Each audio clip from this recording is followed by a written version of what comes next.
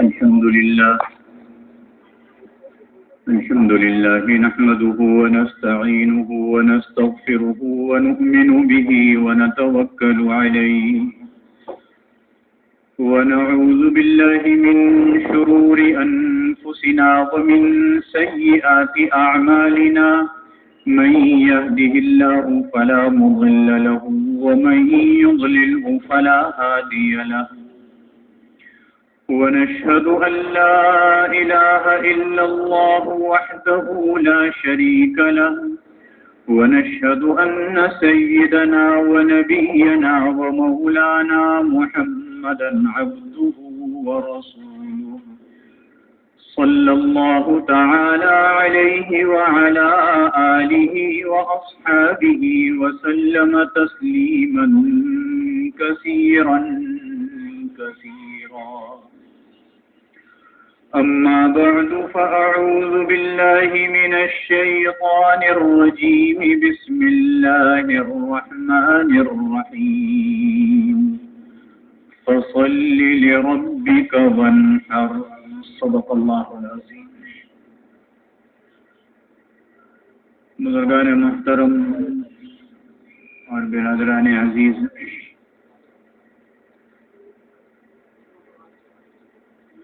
عشرہ ذی الحج سے متعلق گزشتہ جمعے چند باتیں عرض کی گئی تھیں،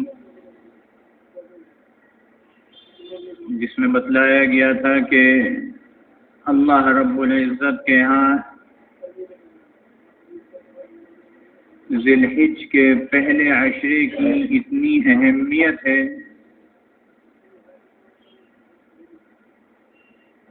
کہ اس کی راتوں کی عبادت شب قدر کے برابر اور دن کی عبادت سب سے افضل ہے، حتیٰ کہ ان 9 دنوں میں سے شروع کے 8 دن اگر کوئی روزہ رکھتا ہے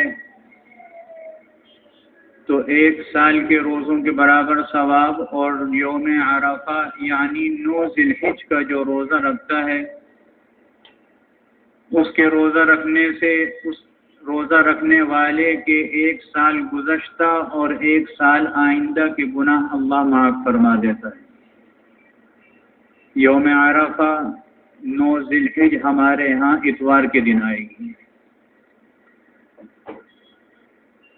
پھر یہ بات بھی عرض کی گئی تھی کہ وہ مسلمان جن کی ایک بہت بڑی تعداد ہے اپنے اپنے ملکوں میں موجود ہے اور وہ صاحب مال ہیں، تو ان کے اوپر قربانی واجب ہے.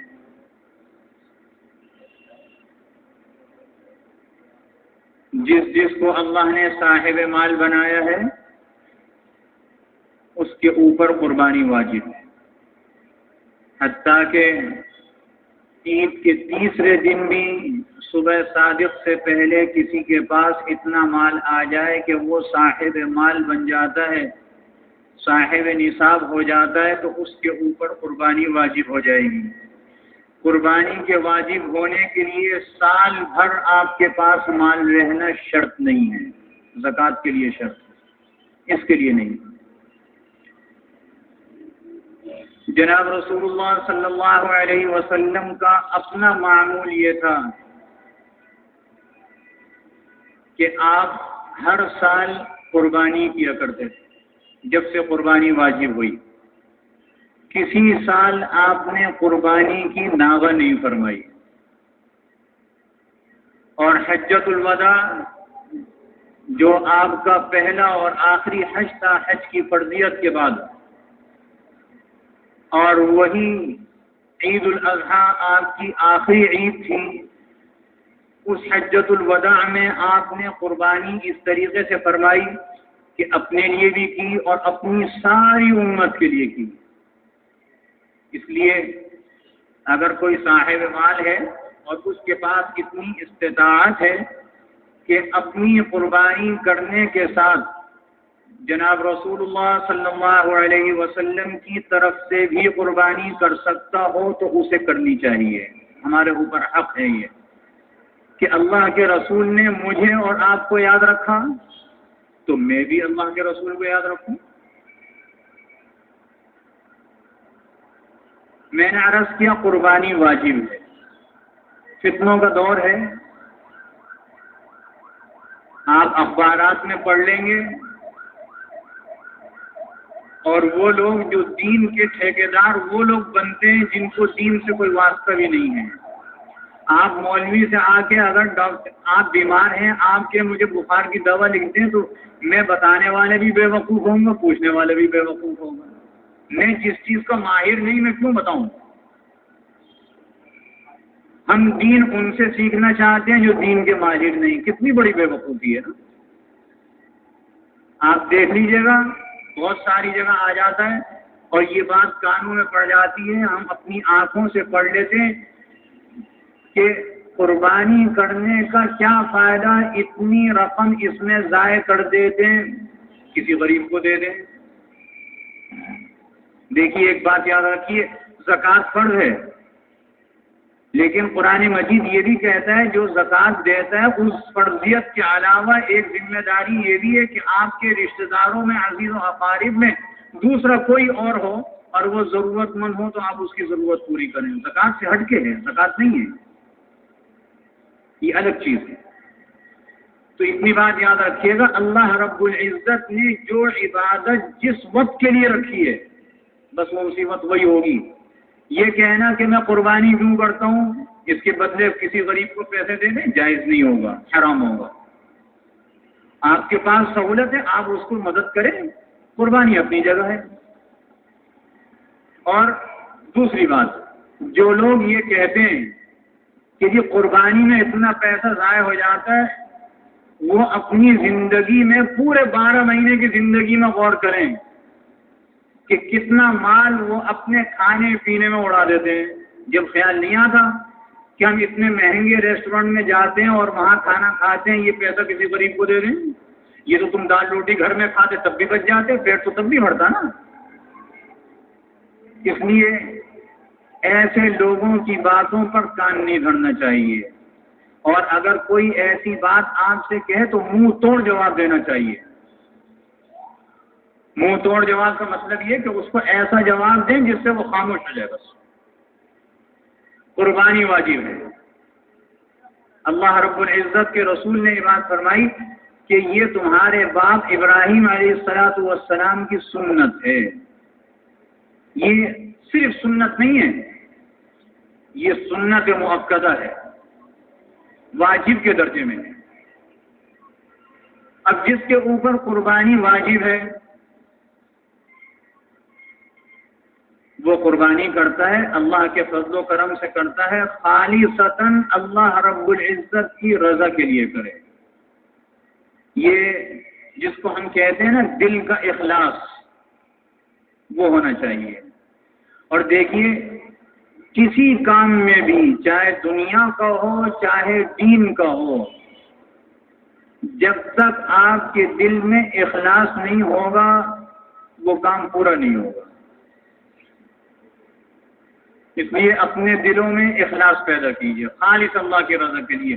میں کسی کو دکھلانے کے لیے قربانی نہیں کر رہا کہ لاکھوں روپے، کوئی کہے گا فلاں صاحب تو لاکھوں روپے کا جانور لے کر کے آئے، میرے سے اس سے کیا واسطہ؟ میرا واسطہ یہ کہ جو قربانی کر رہا ہوں یہ خالص اللہ کو راضی کرنے کے لیے بس۔ دوسری بات، آپ گھر کے سربراہ ہیں، آپ اپنے گھر والوں کی طرف سے بھی قربانی کر رہے ہیں، اللہ نے ان کو صاحب مال بنایا ہے، آپ ان کی طرف سے بھی کر رہے ہیں، یا وہ صاحب مال نہیں ہے تب بھی آپ ان کی طرف سے کر رہے ہیں۔ تو اس میں ایک مسئلہ یہ یاد رکھیے کہ آپ جس کی طرف سے قربانی کر رہے ہیں اس نے آپ کو نہیں کہا، بلکہ میں اپنی طرف سے کر رہا ہوں۔ عموماً یہی ہوتا ہے نا، گھر کا جو سربراہ ہے وہ جب جانور لاتا ہے، چاہے چھوٹا ہو کہ بڑا، اپنی طرف سے بھی لاتا ہے، اپنی بیوی کی طرف سے بھی لاتا ہے، بچے بھی اس قابل ہیں تو بچوں کی طرف سے بھی لاتا ہے۔ بیوی نے تو پیسے نہیں دیے، حالانکہ صاحب مال تو وہ تھی، زیور تو اس کے پاس تھا، لیکن آپ کر رہے ہیں۔ آپ جس کی طرف سے قربانی کر رہے ہیں آپ اس کو بتلائیے میں تمہاری طرف سے قربانی کروں، چاہے وہ صاحب مال ہو یا نہ ہو، آپ کا بتلانا ضروری ہے۔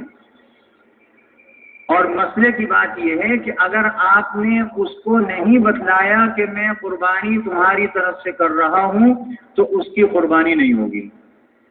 اگرچہ آپ اس کو چھری پھیر رہے ہیں اللہ کا نام لے کر، قربانی نہیں ہوگی۔ اور مسئلے کی بات یہ ہے کہ اگر اس کا حصہ بڑے جانور میں ہے جس میں 7 حصے ہوتے ہیں، گائے اونٹ میں 7 حصے ہوتے ہیں، اگر اس میں اس کا حصہ ملایا ہے اور اس کو نہیں بتلایا تو اس کی قربانی نہیں ہوگی، اس کے ساتھ جتنے شریک ہیں سب کی نہیں ہوگی۔ کتنا باریک مسئلہ ہے، اس لیے آپ ان کو بتلائیے تاکہ قربانی درست ہو۔ تیسری بات، قربانی کا جو جانور ہوتا ہے کوشش کر کے اس کا ذبح اپنے ہاتھ سے کریں۔ کیوں؟ اس لیے کہ یہ ایک موسم ہے قربانی کا، اس میں ایسے لوگ بھی قصاب بن کے آتے ہیں جو اس پیشے کے نہیں ہوتے، دوسرے پیشے کے ہوتے ہیں۔ آپ اگر کسی جاننے والے سے کرا رہے ہیں اور آپ جانتے ہیں کہ یہ مسلمان ہے تب تو درست ہے، وہ بھی ذبح کر سکتا ہے۔ لیکن جو ایسے ہی آ رہے ہیں جن کا یہ پیشہ نہیں ہے، اور بعضیں تو ایسے ہیں کہ ہم سڑک پہ اس سے بات کرتے ہیں، ہمیں یہ نہیں معلوم ہوتا وہ مسلمان ہے کہ غیر مسلم ہے۔ کتنے ہندو ہوں گے اس میں، اور ہم اس سے ذبح کرائیں تو ذبیحہ جائز نہیں ہوگا اگر یہ پتہ چل جائے کہ یہ غیر مسلم ہے۔ تو ہم اس کی اجازت ہی کیوں دیں اسے کہ وہ ذبح کرے، خود ذبح کرے۔ اگر مشرک ہندو اپنے ہاتھ سے جانور کو ذبح کرے گا تو ذبیحہ حرام ہو جائے گا، چاہے اللہ کا بھی نام لے، اس لیے کہ اس کے دل میں اللہ نہیں ہے نا۔ اس لیے آپ کسی سے بھی قصاب سے بات کریں، جانور اپنے ہاتھ سے ذبح کریں، باقی کام اس سے کرائیں، جائز ہو جائے گا۔ چوتھی بات، جانور کو ذبح کرتے وقت ہم ایک خرابی یہ کرتے ہیں، یہ ہمارے اندر خامی ہے، جانور کو لٹا دیا، کتاب کھولی ہوئی اور دعا پڑھ رہے ہیں، جانور لیٹا ہوا ہے۔ شریعت نے اس کی اجازت نہیں دی، اس لیے کہ جانور اس وقت تکلیف میں ہے، آپ کو اسے تکلیف پہنچانے کا حق نہیں ہے۔ یہ دعا جو پڑھنی ہے پہلے سے پڑھیں، جانور لٹانے سے پہلے۔ جانور لٹا کر بس پہلا کام یہ ہونا چاہیے کہ اس کو ذبح کیا جائے۔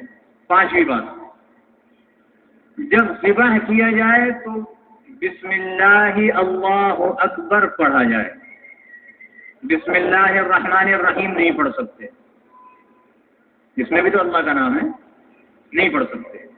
اس لیے نہیں پڑھ سکتے کہ بسم اللہ الرحمن الرحیم کے جو معانی اور مفہوم ہیں اس میں رحمت اور فضل و کرم کا معنی ہے۔ بظاہر کام تو ہم ظلم کا کر رہے ہیں، چھری پھیرنے کا، تو شریعت نے اجازت نہیں دی بسم اللہ الرحمن الرحیم پڑھ کے جانور کی قربانی کرنے کی۔ کس چیز کا کہا ہے؟ بسم اللہ اللہ اکبر، اللہ کے نام کے ساتھ اس جانور کو ذبح کرتا ہوں، وہ اللہ جو سب سے بڑا ہے، اور جو سب سے بڑا ہے جیسا چاہے حکم دے سکتا، اس کا حکم ہے ذبح کرو، تو ظلم نہیں ہے، اس کا حکم ہے کہ ذبح کرو۔ اور جب جانور ذبح کرتے ہیں تو عموماً بچے بھی کھڑے ہو جاتے ہیں، بڑے بھی کھڑے ہو جاتے ہیں، تو جس وقت وہ ذبح کرنے والا بسم اللہ اللہ اکبر پڑھے تو مسئلے کی بات یہ ہے جو ارد گرد بڑے لوگ کھڑے ہیں ان کو بھی چاہیے کہ وہ اس کو زور سے پڑھیں بسم اللہ اللہ اکبر۔ مرغی کٹوانے جاتے ہیں نا، مرغی لینے جاتے ہیں، تو جب مرغی وہ کاٹتا ہے وہ پڑھتا ہے بسم اللہ اللہ اکبر، جو وہاں موجود ہے جس کی توجہ اس طرف ہے اس کو بھی چاہیے بسم اللہ اللہ اکبر پڑھے، یہ بھی حکم ہے۔ اور شریعت کا حکم یہ ہے کہ قربانی کے گوشت کے 3 حصے کیے جائیں، ایک حصہ اپنے لیے رکھیں، ایک حصہ عزیز و اقارب دوستوں کے لیے، رشتہ داروں کے لیے رکھیں، ایک حصہ فقراء اور مساکین کے لیے رکھیں۔ یہ مستحب طریقہ ہے، اگر کوئی آدمی سارا حصہ فقراء مساکین میں تقسیم کر دے کر سکتا ہے، سارا عزیز و اقارب میں بانٹ دے بانٹ سکتا ہے، سارا اپنے پاس رکھ لے رکھ سکتا ہے، لیکن مستحب طریقے پہ عمل کیا جائے، 3 حصے کر لیں اور تینوں جگہ کام آ جائے گا یہ۔ اور پھر اس میں ایک ناقدری بھی ہو گئی ہے۔ دیکھیے میں ہر سال یہ بات کہتا ہوں، پھر کہہ رہا ہوں، اللہ رب العزت نے بڑے جانور میں 7 حصے رکھے، اور میں جہاں تک سمجھتا ہوں اس کی ایک وجہ یہ بھی ہے بڑے جانور کے ذبح کرنے کی کہ چھوٹا جانور عموماً ہر زمانے میں مہنگا رہا ہے، تو کفایت ہو جائے گی۔ آپ کے پاس اتنا نہیں ہے کہ چھوٹا جانور لے سکیں، بڑے جانور میں حصہ لے لیں۔ لیکن بھائی معاف کیجیے گا، مسلمان کا مزاج اس وقت اللہ کی دی ہوئی جو سہولتیں ہیں ان پر عمل کرنے کے خلاف ہے۔ اللہ نے تو سہولت رکھی تھی، ہم کہتے ہیں ہم سہولت پہ عمل ہی نہیں کریں گے، ہم سہولت پہ عمل نہیں کریں گے۔ ہم تو گائے بھی ایسی لائیں گے جو 3 لاکھ 3.5 لاکھ 4 لاکھ 5 لاکھ کی ہوگی، اس سے کتنے ہوں گے؟ وہی 7۔ اللہ کے بندو، تمہاری اس حرکت سے اسلام کے مخالفین تم پر انگلی اٹھا رہے ہیں، سوچو تو صحیح ذرا۔ وہ جو کہہ رہے ہیں کہ پیسہ ضائع کر رہے ہیں، آپ کیوں موقع دے رہے ہیں انہیں؟ آپ کو 5 لاکھ 4 لاکھ کی قربانی کرنی ہے تو آپ اس کے بکرے لے کر کے آتے، کتنے شاندار آتے نا، جتنے آتے سب کے کرتے، اپنے گھر والوں کے کرنے کے بعد انبیاء علیہ الصلوۃ والسلام کی طرف سے کرتے، صحابہ کرام کی طرف سے کرتے، اپنے مرحوم عزیز و اقارب کی طرف سے کرتے، کرتے ہی چلے جاتے جتنا کر سکتے۔ یہ حماقت ہے لاکھوں روپے کا جانور لانا، اس سے بڑی حماقت کوئی نہیں ہے۔ اور وہ بھی میں پرسوں ایک رسالہ پڑھ رہا تھا، اس میں رسوم کی ایک بات چل رہی تھی، بڑا اچھا جملہ لکھا تھا کہ باہر گھرداری چلاتا ہے مرد، اور گھر میں جو اس کی بیوی ہے وہ قحط کی ماری ہے۔ بڑا پسند آیا مجھے جملہ۔ باہر تو ایسی بات کرتا ہے کہ اس سے زیادہ کوئی ہے ہی نہیں رسوم کے خلاف، لیکن گھر میں جو قحط کی ماری بیٹھی ہوئی ہے ساری بات اس پر عمل کرتا ہے۔ یہ ایک بوٹی 3 4 5 لاکھ کے جانور کی ایک بوٹی وہ عورت گھر میں قبول نہیں کرتی، کہتی ہے نیچے دروازے سے باہر بانٹ کے آنا، گھر میں نہیں چاہیے مجھے۔ ایسا کوئی کھایا جاتا ہے؟ اور حدیث میں آتا ہے کہ جو چیز اپنے لیے پسند کرو وہ دوسرے کے لیے کرو، تو ہم کہاں کر رہے ہیں عمل؟ اتنا کچھ کرنے کے بعد میں یہ نہیں کہہ رہا گائے کی قربانی حرام ہے، میں نہیں کہہ رہا، میں یہ کہہ رہا ہوں کفایت کے درجے میں لاتے ہیں۔ ایسی تو لاتے کٹنے کے بعد جب اس کا گوشت کسی کے پاس جاتا تو بڑے خوشی سے کھاتا، یہاں تو چکنائی کھانے کو منع کر رکھا ہے ڈاکٹر نے، اور بعضوں کو تکلیف بھی ہے۔ تو پھر ایسا جانور کیوں لا رہا ہو بھائی جو کسی کے منہ ہی نہ پڑے؟ یہ بڑی غلط بات ہے۔ اللہ کی دی ہوئی رخصت سے فائدہ اٹھانا چاہیے، اس لیے ایسا کام نہ کریں کہ جانور اتنا مہنگا نہ خریدیں کہ جس سے مخالفین اسلام انگلیاں اٹھائیں، اور اگر اتنے ہی رقم کی قربانی کرنی ہے تو چھوٹے جانور جتنے آتے ہیں اتنے لے آئیے اور قربانی کیجیے، اللہ نے منع نہیں کرا۔ اللہ آپ کے مال میں اور برکت عطا فرمائے اور اضافہ فرمائے اور آپ خیر و خوبی کے کام کریں، اسلام منع نہیں کرتا، لیکن سوچنے کی بات ہے۔ ہمارے حکیم محمد سعید صاحب رحمہ اللہ تعالی ایک بزرگ سے فرمایا کرتے تھے، ان کی شکل و صورت پہ نہ جانا، اندر سے پورے عالم ہیں۔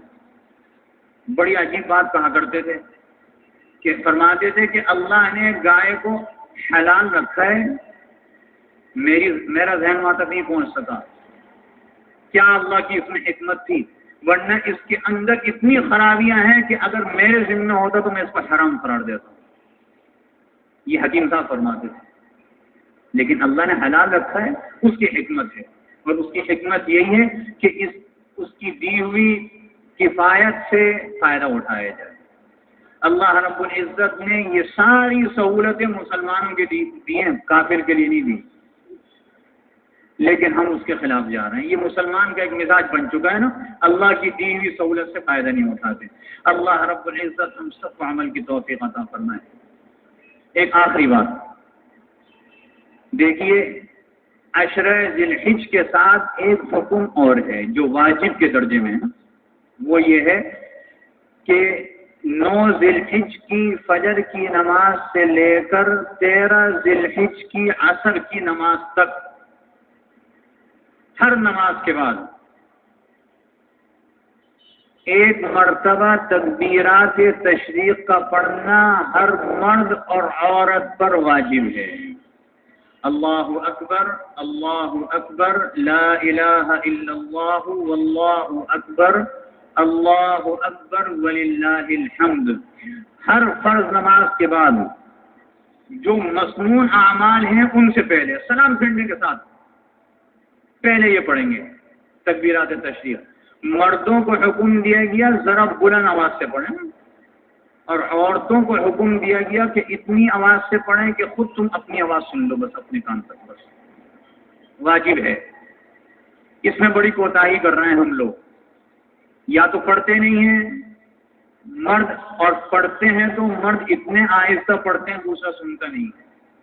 تو کہاں فرماتے ہیں اس میں بلند آواز سے اس لیے بھی رکھا گیا کہ اگر کوئی ایک بھول جائے دوسرے کی آواز سن کر وہ اس کو یاد آ جائے۔ 9 ذی الحج سے اتوار کے دن فجر کی نماز سے لے کر جمعرات کے دن عصر کی نماز تک ہر نماز کے بعد پڑھی جائے گی۔ چلتے پھرتے جتنا چاہیں پڑھیں، وہ ایک الگ چیز ہے، اس کو کریں۔ اللہ رب العزت ہم سب کو عمل کی توفیق عطا فرمائے۔ یہ ایک صاحب نے سوال کیا ہے، بچے کے کان میں اذان اور اقامت کا طریقہ، اور اذان کوئی بھی دے سکتا ہے یا شریعت کی کوئی پابندی ہے؟ دیکھیے، بچے کے پیدا ہونے کے بعد اس کو کوئی چیز چٹانے سے پہلے اس بچے کا جو سیدھا کان ہے اس میں اذان دی جائے گی، اور الٹے کان میں تکبیر کے الفاظ کہے جائیں گے۔ آواز ایسی ہوگی کہ بچہ سن لے، بس آپ اپنے منہ کو کان پہ لگا لیجئے، چیخنے کی ضرورت نہیں ہے، اس بچے کے مطابق۔ اور اس کے لیے کوئی ضروری نہیں ہے کہ کسی کو لائیں، باپ بھی دے سکتا ہے، ماں بھی دے سکتی ہے، اس میں طہارت بھی شرط نہیں ہے۔ اس کی ماں چونکہ اس وقت طہارت میں نہیں ہوگی دے سکتی ہے، کوئی بھی آدمی دے سکتا ہے۔ آپ اپنے گھر کے کسی بزرگ کو بلوا کر دلوا سکتے ہیں، یہ کر سکتے ہیں۔ دوسرا انہوں نے مسئلہ پوچھا، قربانی کے جانور میں عقیقے کے حصے ہو سکتے ہیں؟ گھر میں 5 افراد ہیں، جانور ایک لینے کی استطاعت ہے اور عقیقہ 3 کرنے ہیں، تو ایسی صورت میں کیا ہوگا؟ اس میں جو باقی حصے ہیں عقیقے کا کرنے ہیں، درست ہیں، جائز ہیں، ہو جائیں گے۔ اللہ رب العزت عمل کی توفیق عطا فرمائے۔ وآخر دعوانا الحمدللہ۔